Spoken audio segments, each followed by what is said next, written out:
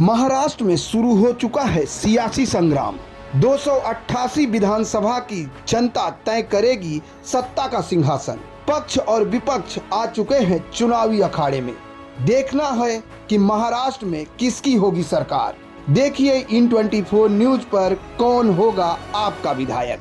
नमस्कार, स्वागत है आप सभी का हमारे खास कार्यक्रम चुनावी संग्राम में। क्योंकि आज जनता के जहन में कौन होगा हमारा विधायक, ये लेकर हर किसी के जहन में ये सवाल उठ रहे हैं। और साथ ही अगर बात करें तो महाराष्ट्र में 288 विधानसभा चुनाव का बिगुल बज चुका है। सभी राजनीतिक दल अपने अपने चुनावी समीकरण के साथ चुनावी मैदान में उतर चुके हैं और जनता से रूबरू हो रहे हैं अपने अपने उम्मीदवारों को लेकर, अपने अपने पार्टी के मैनिफेस्टो को लेकर। घोषणा पत्र की बात करें तो आज हम मौजूद हैं 145 मीरा भाईंदर विधानसभा में, जहां से जानेंगे कि आखिर यहां इस बार चुनाव की क्या रणनीति है और साथ ही क्या रुख चल रहा है। क्योंकि लगातार अब चुनाव में महज कुछ दिन बाकी हैं, क्योंकि महाराष्ट्र में 20 नवंबर को एक चरण में मतलब एक साथ ही चुनाव होंगे और 23 को नतीजे आएंगे, जिसके बाद ये साफ हो जाएगा कि कौन होगा किस विधानसभा से विधायक और कौन करेगा उस विधानसभा पे राज। आज हमारे साथ जो लोग हैं, क्योंकि हम मौजूद हैं मीरा भाईंदर के इंद्रलोक इलाके में,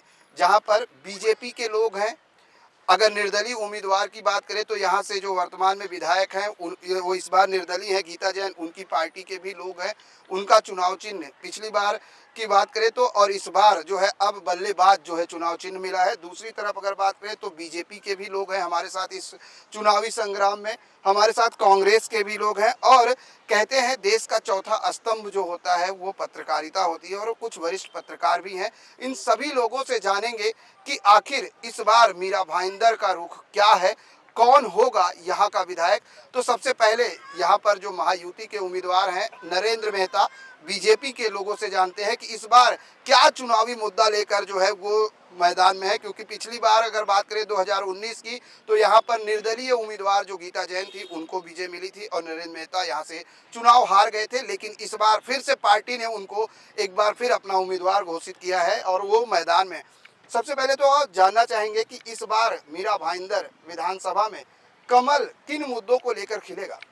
नमस्कार, मेरा नाम ज्ञानेंद्र सिंह है। कमल पूरे देश में जिस तरह से खिल रहा है उस तरह से अपने संकल्प को लेके, जो विकास का पूर्ण संकल्प है उसे लेके मीरा भाईंदर में 100% खिलेगा। और मैं आपके चैनल के माध्यम से बता दूं कि पूरे महाराष्ट्र में 100% कमल खिलेगा। पूरे महाराष्ट्र में कमल खिलेगा जी। लेकिन कहीं ना कहीं आपको नहीं लगता कुछ ऐसे मुद्दे हैं जो विपक्ष लगातार अब आरोप और प्रत्यारोप का दौर भी शुरू है, चाहे वो बात करें युवा बेरोजगार की बात करें, महंगाई के मुद्दे की बात करें। जिस तरह से कल महाविकास अघाड़ी के मैनिफेस्टो में प्रमुख मुद्दे किसानों के लिए, महिलाओं के लिए रखे गए हैं, तो क्या वो मुद्दे कहीं ना कहीं भारी पड़ेंगे इस बार। मैं आपको बता दूं आपके चैनल के माध्यम से कि कोई भी मुद्दे भारी नहीं पड़ेंगे, क्योंकि जो लाड़की बहन योजना है आप उसे देख लीजिए। जो महिलाओं की बात आपने कही, जो किसानों के लिए आपने बात कही, तो किसानों के लिए अलग से आज ही घोषणा हुई है, आप नवभारत टाइम्स में पढ़ सकते हैं। दूसरी बात, विकास और सबका साथ सबका विकास, यह जो हमारा प्रयास है ये सिर्फ और सिर्फ भारतीय जनता पार्टी में होता है। बाकी किसी भी पार्टी में आप बता दीजिए कि किसी भी पार्टी में मैनिफेस्टो में हो सकता है, कांग्रेस के मैनिफेस्टो में बहुत सारी चीज़ हो सकती हैं।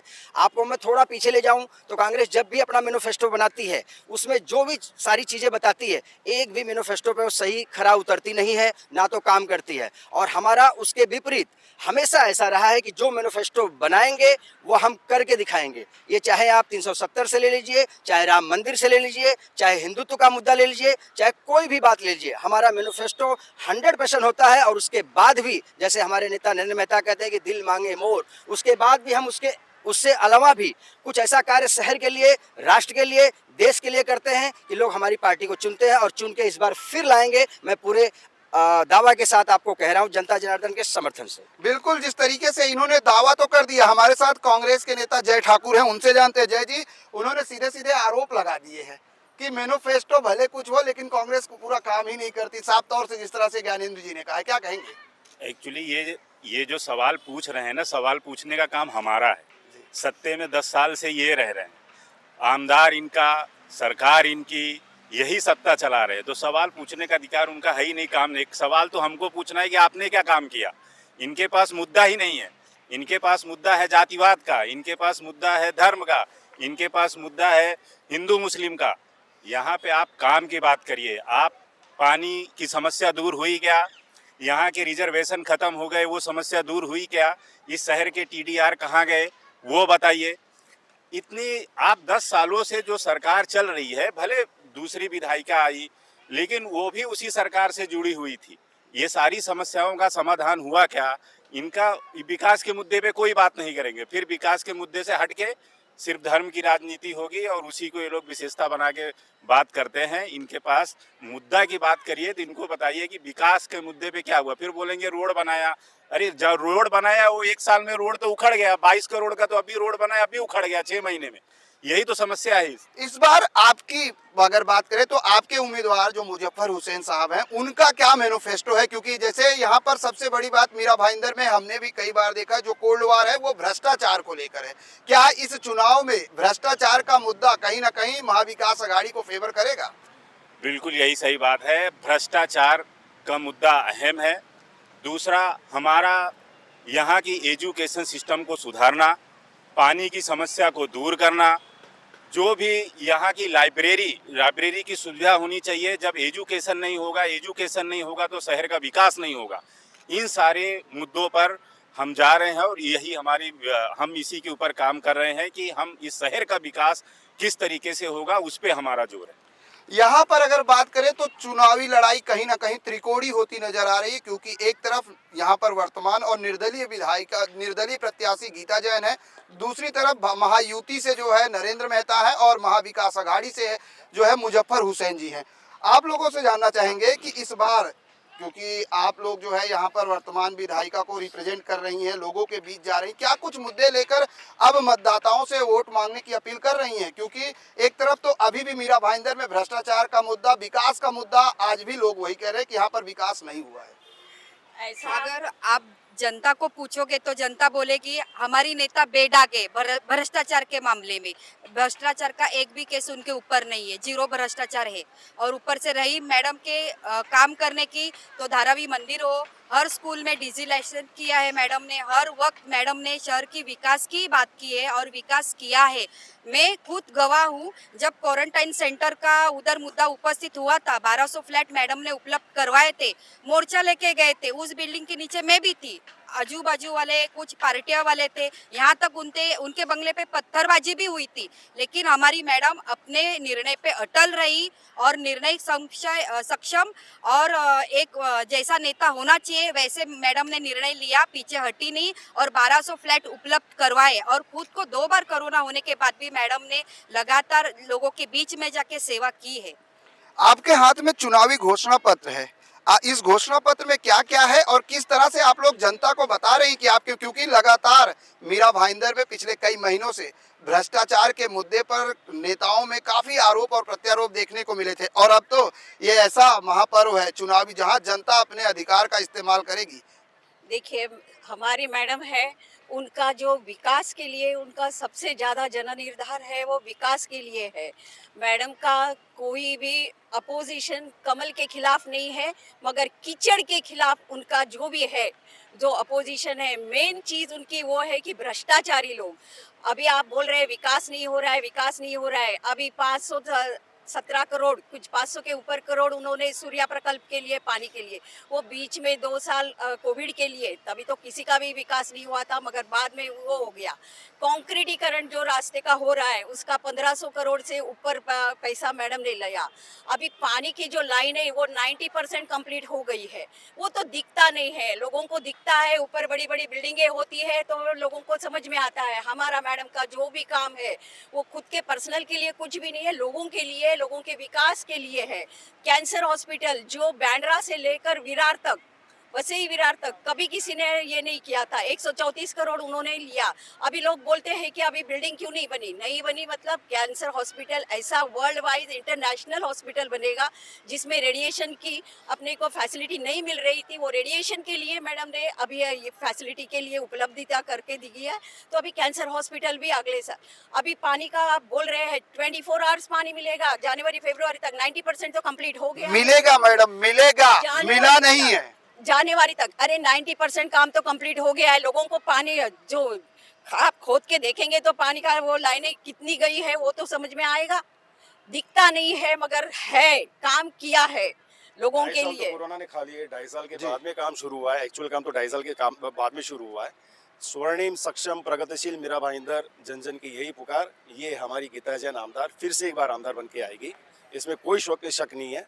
जैसे इन्होंने कहा हमारी लड़ाई कीचड़ से है, कमल से है ही नहीं। हमने कभी कमल को बोला ही नहीं कि हमारी लड़ाई है आपसे। हम कीचड़ से लड़ रहे, भ्रष्टाचार युक्त कीचड़, भ्रष्टाचार नामी कीचड़ से हम लड़ रहे हैं और भ्रष्टाचार को खत्म करने के लिए ही ये मुद्दा है। जैसे आपने बोला बिल्कुल सही है, मीरा भाईंदर की सबसे बड़ी समस्या भ्रष्टाचार है और भ्रष्टाचार को खत्म करने के लिए एक सुशिक्षित और सक्षम नारी की आवश्यकता, सक्षम आमदार की आवश्यकता है और वो छवि है हमारी आमदार गीता जैन की, जो बिल्कुल भ्रष्टाचार मुक्त है। कमल से बैर नहीं लेकिन कीचड़ से बैर है, यानी कहते हैं कि अपना अपना करो सुधार तभी मिटेगा भ्रष्टाचार। यहाँ तो भ्रष्टाचार के मुद्दे पर ही चुनावी रणनीति तय हो रही। हमारे साथ जो पत्रकार हैं यहाँ के, उनसे जानते हैं। सर, सबसे पहले तो अगर मीरा भाईंदर की बात करें तो मीरा भाईंदर के नेताओं में कोल्ड वार पिछले कई महीनों से देखने को मिला। हालांकि अब पार्टी ने उस पर विराम तो लगा दिया है क्योंकि टिकट देकर उम्मीदवारों की घोषणा कर दी है, लेकिन सवाल यही है, एक तरफ निर्दलीय उम्मीदवार गीता जैन जो खुद मौजूदा विधायक भी हैं, दूसरी तरफ मुजफ्फर हुसैन 2009-2014 की अगर बात करें तो नरेंद्र मेहता। लगातार विकास के मुद्दे पर हर उम्मीदवार जाता है। वाटर गटर मीटर, ये जो मूलभूत सुविधाएं, इसी को लोग मुद्दा बनाते हैं। लेकिन क्या लगता है कि इस बार यहाँ का चुनावी समीकरण किस करवट बैठेगा? देखिए, जहाँ तक आपने प्रश्न किया है, मैं एक ही बात कहना चाहूँगा आपको कि इस शहर में मैं पिछले 26 वर्षों से रह रहा हूँ और मैंने ये देखा है, और यही नहीं, इसी शहर की बात नहीं कर रहा हूँ मैं आपको, मैं आपसे बता रहा हूँ कि किसी भी शहर का विकास कौन करता है? भवन निर्माता जी, ठीक है। उसका श्रेय कौन लेता है? जो प्रतिनिधि, जनप्रतिनिधि होता है वो। लेकिन आप मुझे ये बताइए कि चाहे वो गीता जैन हो, मौजूदा विधायक, या फिर जो है पूर्व विधायक नरेंद्र मेहता हो, या इसके पहले मुजफ्फर हुसैन हो गए, गिलबर्ट साहब हो गए, बहुत सारे लोग आप सबको जानते हैं। तो मैं ये कहना चाहूँगा कि जिस तरह से इस शहर का जो है, इस शहर में बहुत फर्टाइल शहर है, ये बहुत फर्टाइल, यहाँ पर इतनी संभावनाएं हैं कि आप उसको, आप भी देख रहे हैं और बाकी सारे लोग, नेता भी देख रहे हैं, और जो नेताओं के जो कार्यकर्ता हैं और जनप्रतिनिधि, छोटे स्तर के जो नगर सेवक वगैरह हैं, वो भी देख रहे हैं। लेकिन क्या है कि इसमें मुझे यही लगता है कि अभी जो मुकाबला है इस समय का जी, ये मुकाबला मुझे त्रिकोणीय मुकाबला लगता है, और इसमें जीत उसी की होगी जो सच्चा होगा और अच्छा होगा। यहाँ तो हर कोई अपने आप को सच्चा और अच्छा। देखिए, सच्चा अच्छा सब आप अपने आप को कहेंगे, मैं भी यही कहूँगा, मैं बहुत अच्छा पत्रकार हूँ जी, आप भी अपने आप को कहेंगे आप भी बहुत अच्छे पत्रकार हैं। हमारे साथ जो भाई खड़े हैं वो भी कहेंगे हम अच्छे पत्रकार हैं। लेकिन जनता किसको अच्छा कहेगी? कौन सच्चा है, कौन सच्चाई पर है? सच्चाई के बिना सर, मैं आपको बताता हूँ, आज जो है जनता इतनी जागरूक है कि वो सब कुछ समझ रही है। कौन क्या कर रहा है इस शहर में, गीता जैन ने क्या किया है, नरेंद्र मेहता ने क्या किया है, मुजफ्फर हुसैन ने क्या किया है, सब जानते हैं। तो आप अभी तो बहुत मतलब शुरुआत है, 4-6 दिन और जाने दीजिए, तब आपको थोड़ा सा पता चलेगा कि मतलब ये जो है लड़ाई जो है किस ओर जो है ज़्यादा, किसका पलड़ा ज़्यादा भारी भारी हो रहा है। लेकिन आंकड़ों की अगर बात करें तो चुनावी जो मतदाता है यहाँ पर अलग अलग आंकड़े में है। 8% जैसे जैन समाज के लोग हैं, और लगातार अगर बात करें तो 10 सालों से यहाँ पर जैन समाज से ही विधायक चुने जा रहे हैं। वजह क्या मानते हैं? देखिए, वजह है ये है कि यहाँ पर जो हिंदी भाषी समाज है ना, वो आप जैन समाज आप कह रहे हैं, लेकिन मैं हिंदी भाषी कह रहा हूँ जी, इसलिए हिंदी भाषी कह रहा हूँ क्योंकि यहाँ पर इस शहर में हिंदी भाषी बहुत हैं। आपको मैं बताऊँ कि उत्तर प्रदेश हो, चाहे बिहार हो, चाहे राजस्थान हो, या जो है फिर गुजरात का जो है लोग हों, बहुत लोग हैं। और अगर ये चाहें, एक तरफा अगर चाहें ना, तो किसी को भी जिता सकते हैं। तो आज की पोजीशन यही है कि लोग इसलिए जो है उस तरफ थोड़ा रुझान हो जाता है उनका कि पिछला जो हमारा विधायक है उसने बराबर काम नहीं किया। आपने पिछली बार देखा यही हुआ जी। अब इस बार क्या होगा ये अभी आने वाला समय बताएगा। आने वाला समय तो तय करेगा, लेकिन साथ ही जनता भी तय करेगी कि उसको कौन सा विधायक चाहिए, कौन सा जनप्रतिनिधि चाहिए। लेकिन बात यही है कि जो सही होगा, सच्चा होगा, जनता उसी के साथ जाएगी।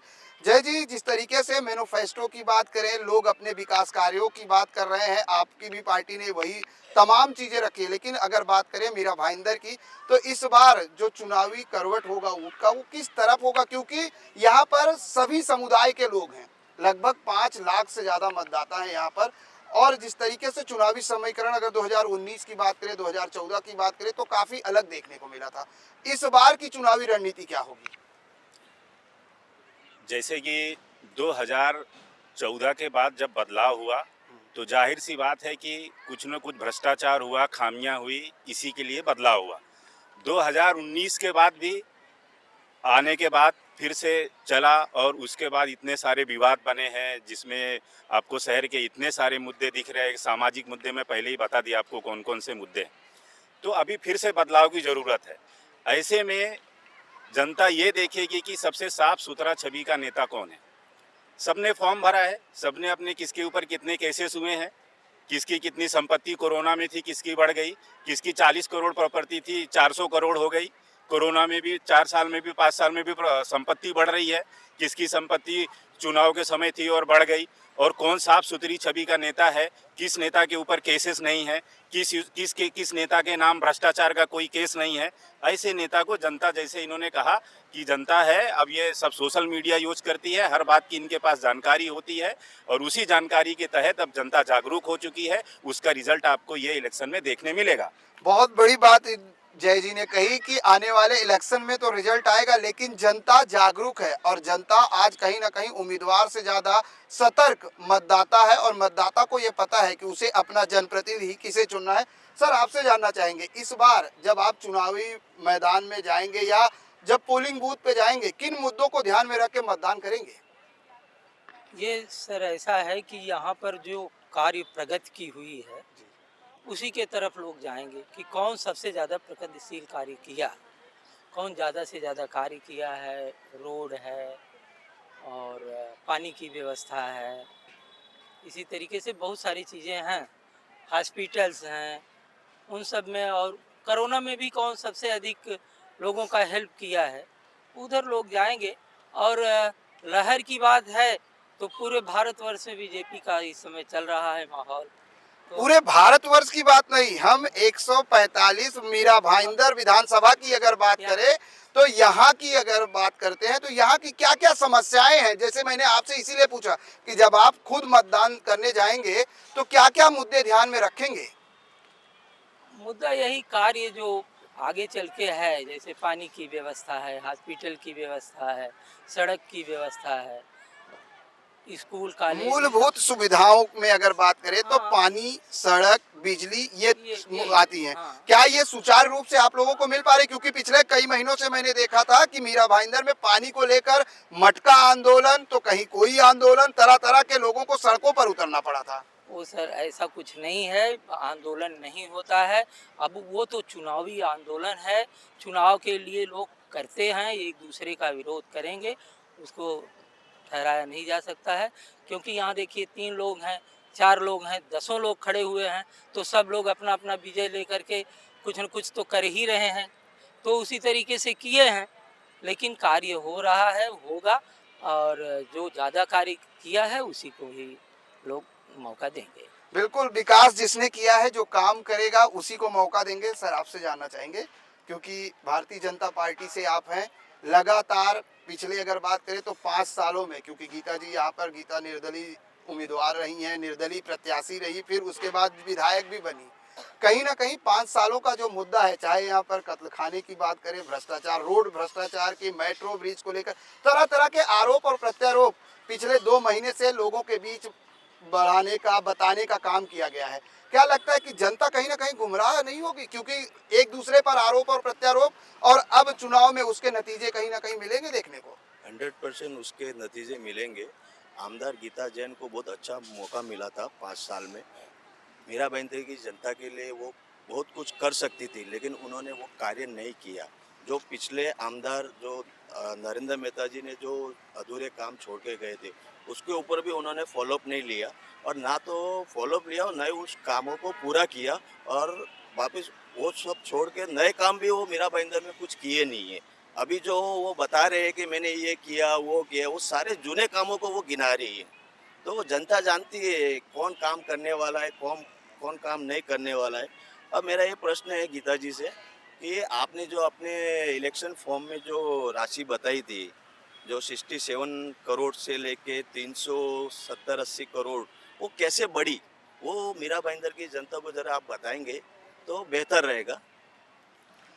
बिल्कुल, सवाल कई तरह के हैं। अगर आप एक दूसरे पर कीचड़ उछालेंगे तो दूसरा आप पर उछालेगा, और यही देखने को मिला इस बार जब चुनाव से पहले, जब तक चुनाव की तारीख का ऐलान नहीं हुआ था। जी, आप कुछ जवाब देना चाह रहे थे। इन्होंने कहा 70 करोड़ के 340 करोड़ हो गए।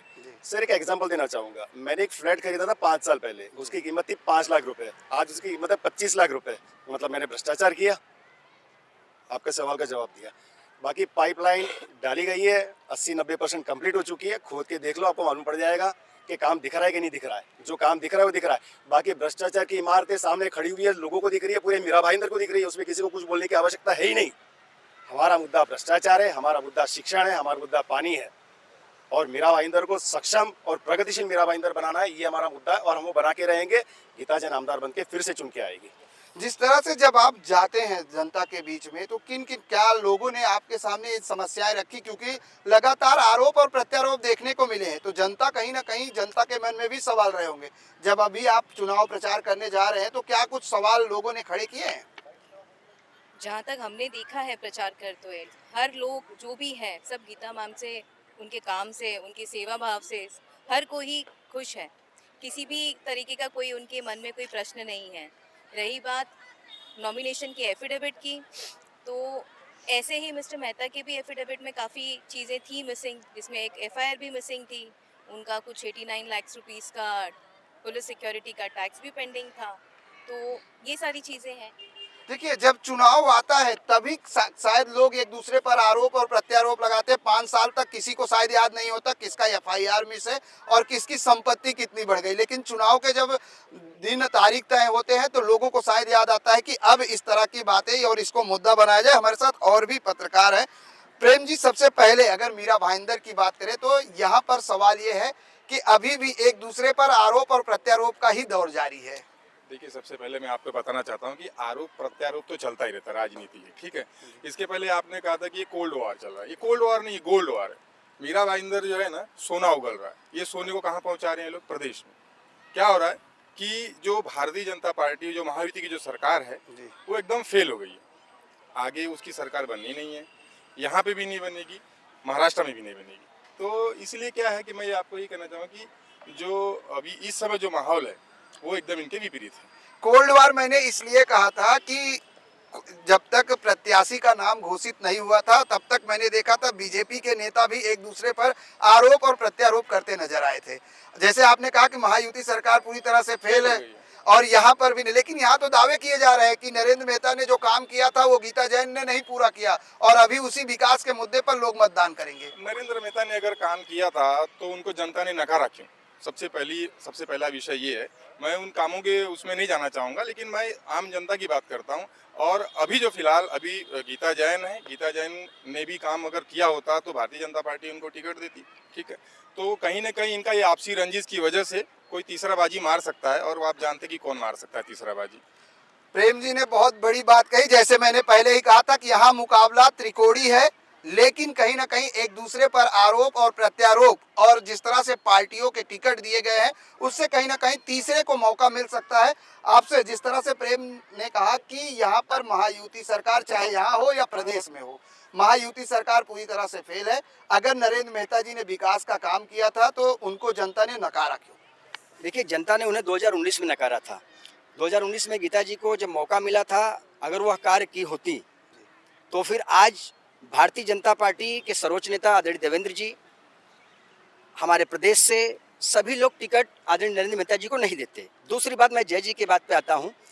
नेता वैसा होना चाहिए जो जनता के बीच में घूमता हो, उनके सुख दुख में हमेशा साथ रहता हो, कंधे से कंधा मिला के चलता हो। ऐसा नहीं कि अपने बंगलों में बैठता और 5 साल बाद कभी एक बार निकलता हो। ऐसा जनता, आज पढ़ी लिखी जनता है, मीरा भाईंदर की नहीं देश की जनता पढ़ी लिखी है। वो समझती है कि कौन विकास कर रहा है और कौन 5 साल बाद आके खाली ऐसा चोले पहन के दिखा रहा है कि नहीं किस तरह से हमें आ गया चुनावी माहौल, तो मैं खाली आ गया और बाद में फिर अपने बंगलों में बंद हो गया। दूसरी बात, गीता जी की जो बात आपने कहा, वहां से कहा गया कि लड़ाई कीचड़ से है। मैं कह रहा हूं कि शीर्ष नेतृत्व क्या कीचड़ को टिकट दे सकता है? तो जो कीचड़ है उसे किनारे कर दिया जाता है, जो वास्तविक सोना है उसे टिकट दिया जाता है। शायद ये मेरी बात के कोट को आप ध्यान दीजिए, जो कीचड़ होता है उसे किनारे कर दिया जाता है और जो कमल होता है उसे टिकट दिया जाता है। तो ये मीरा भाईंदर की पूरी जनता, पूरा आवाम ये पहले भी जानता था, आज भी जानता है कि काम करने के लिए सिर्फ और सिर्फ नरेंद्र मेहता एक ऐसा व्यक्ति है जो मीरा भाईंदर में 24 घंटा काम कर सकता है। दूसरी बात जो इन्होंने कहा, 210 MLD पानी मुख्यमंत्री जी थे जब देवेंद्र जी तब आया हुआ है। सूर्या डैम से जो पानी आया हुआ है मुख्यमंत्री जी थे तभी और नरेंद्र मेहता जी विधायक थे तभी आया।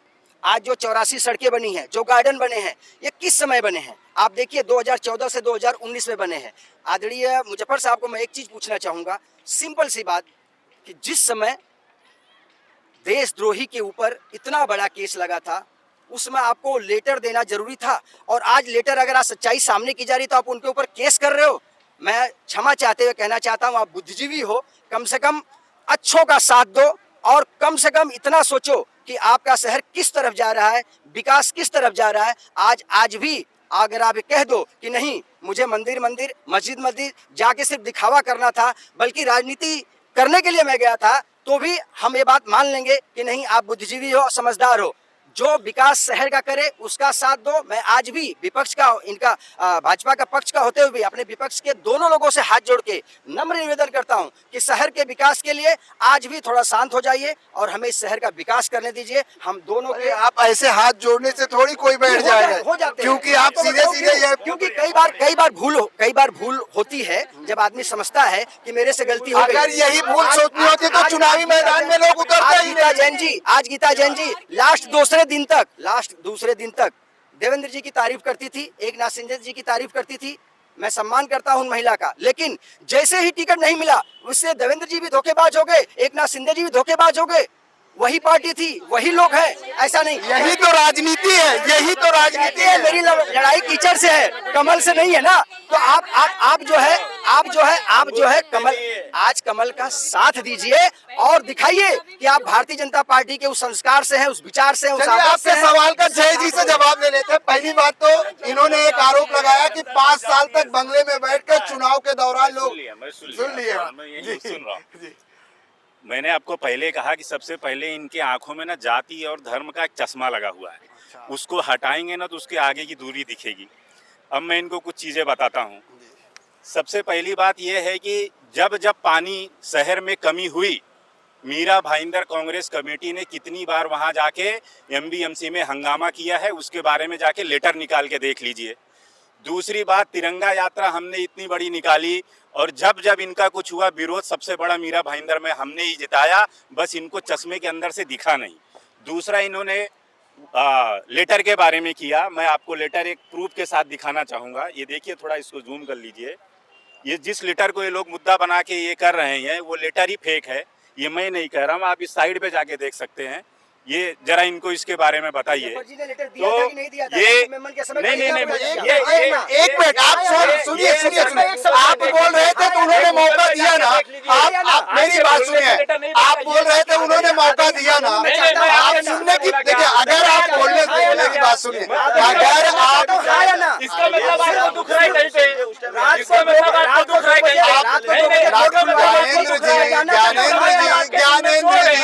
ज्ञानेंद्र जी जब आप बोल रहे थे तो शांति से सुन रहे थे, इसलिए आप सुनने की भी क्षमता रखिए। आप कांग्रेस की आदत रही है गलत से गुमराह करती है। ये लड़ने का मौका नहीं है, ये लड़ने का मौका नहीं।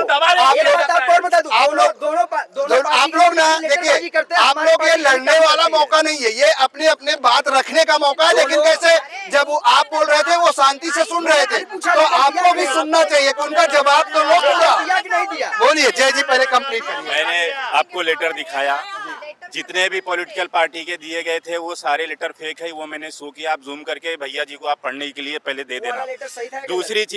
दूसरी चीज ये है कि अभी पहले इन लोगों से ये डिसाइड कर लीजिए कि इसमें कीचड़ कौन है। ये कीचड़ उनके ऊपर फेंक रहे हो, कीचड़ उनके ऊपर फेंक रहे हैं, इसका मतलब कहीं न कहीं तो गड़बड़ है। या इधर गड़बड़ है, उधर गड़बड़ है, उधर गड़बड़ थी तो दूसरा आए तो उधर गड़बड़ हो, ये आए, अभी एक दूसरे पे कीचड़ ही फेंक रहे हैं। इनका खत्म ही नहीं हो रहा है कि कौन कीचड़, किसकी लड़ाई, कौन यहाँ शेर है, कौन शेर नहीं है, कौन हिंदू है। इनको मुद्दे पे बात ही नहीं करनी है, इनको विकास के मुद्दे पे बात ही नहीं करनी है। इनको सिर्फ ये पहली चीज आपने इनका देखा कि ये बोल रहे, मैं सुना, मैं बोल रहा हूँ तो इनको दुख हो रहा है। इसका मतलब इनके दिल में कहीं कपट है, छल भरा हुआ है।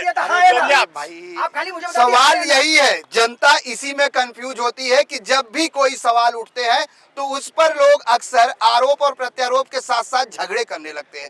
शायद अगर जनता को सुचारू रूप से उन समस्याओं के बारे में बताया जाए तो जनता समझ सके। जी बोलिए, आप कुछ। इन्होंने कहा कि मुख्यमंत्री उप मुख्यमंत्री ने काम तो वही करते हैं, परमिशन तो वही देते हैं, नीचे से ऊपर जाएगा तभी तो करेंगे ना। आमदार यहाँ से महानगर पालिका भेजेंगे, आमदार भेजेगा तभी तो मुख्यमंत्री उप मुख्यमंत्री भेजेंगे, तो यहाँ से भेजा गया तभी तो क्लियर हुआ ना सर। बाकी इनका कहना है कि कीचड़ कौन है, ना तो हमको भ्रष्टाचारी चाहिए, ना तो हमको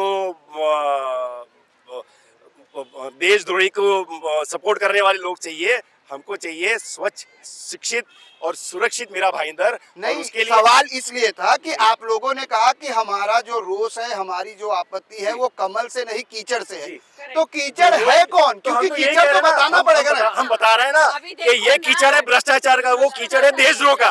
दोनों नहीं चाहिए हमको, भ्रष्टाचार और देशद्रोह दोनों नहीं चाहिए हमको। हमको सुशिक्षित चाहिए। ये मीरा भाईंदर सुशिक्षित है, लोग यहाँ समझदार है, बरगलाया नहीं जा सकता, बेवकूफ नहीं बनाया जा सकता। और ये माया झूठ की और फरेब की, भ्रष्टाचार की माया जाल जो फैलाई गई है ना, वो नस्ते नाबूद हो चुकी है, नहीं चलेगी यहाँ पर। आप कुछ कह रही थी, आप पीछे से कह रही थी लेकिन सामने। जी बोलिए, क्या लगता है इस बार जब आप मतदान करने जाओगे तो क्या कुछ मुद्दे रखकर जो है मतदान करोगे? देखिए, अपने मीरा भाईंदर में टेक्निकल कॉलेज का रिजर्वेशन था, वो रिजर्वेशन भी ले लिया। नहीं तो अभी यहाँ से इतने इंजीनियर बनते, इतना अच्छे से विकास होता था। तो विकास तो हो ही रहा है मीरा भाईंदर में। जो हमारी मैडम जो है वो भ्रष्टाचारी नहीं है। भ्रष्टाचारी नहीं है, फिर अगर लेकिन मुद्दा क्यों उठता है भ्रष्टाचार का ही मीरा भाईंदर में? सबसे ज्यादा मुद्दा अगर कोई होता है तो भ्रष्टाचार का ही क्यों? जो भ्रष्टाचार करता है उसको तकलीफ होती होगी। जब हो गया है तो उठेगा ही ना मुद्दा। जब भ्रष्टाचार हुआ है तो मुद्दा उठेगा ही, मगर उसमें मैडम का नाम नहीं है। जिसका नाम है भ्रष्टाचार में, वो आप देखो ना, जनता वो तो देख चुकी है।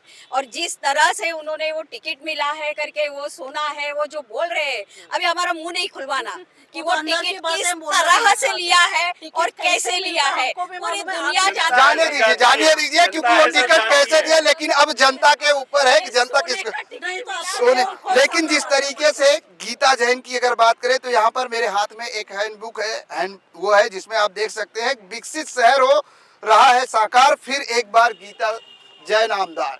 यानी कहीं ना कहीं लोगों को लेकर अब ये सवाल ये है कि हर कोई किस मुद्दे पर चुनावी नतीजे आएंगे वो तो देखने वाली बात होगी। लेकिन सवाल ये है कि आज भी मीरा भाईंदर की अगर बात करें तो लोगों के जहन में यही है कि कौन होगा मीरा भाईंदर का विधायक। ये तो आने वाले 20 तारीख को पता चलेगा जब यहाँ की जनता मतदान करेगी, और 23 को जब चुनावी नतीजे आएंगे तो पता चलेगा कि आखिर मीरा भाईंदर की जनता विकास के मुद्दे पर मतदान की है या यहाँ पर जो अब तक भ्रष्टाचार के मुद्दे उठाए गए हैं उस पर किसको खरा सोना मानती है। क्योंकि एक तरफ तो दावे किए जा रहे हैं कि कीचड़ से बैर नहीं है, कीचड़ से बैर है, कमल से नहीं। दूसरी तरफ ये कहा जा रहा है कि जनता ने नकारा क्यों। तीसरी तरफ अगर बात करें तो यहाँ पर मुजफ्फर हुसैन है जो महाविकास आघाड़ी से हैं। यानी 3 यहाँ पर त्रिकोणीय लड़ाई होगी। आने वाले चुनाव में ये पता चलेगा कि जनता ने किसको अपना जनप्रतिनिधि चुना।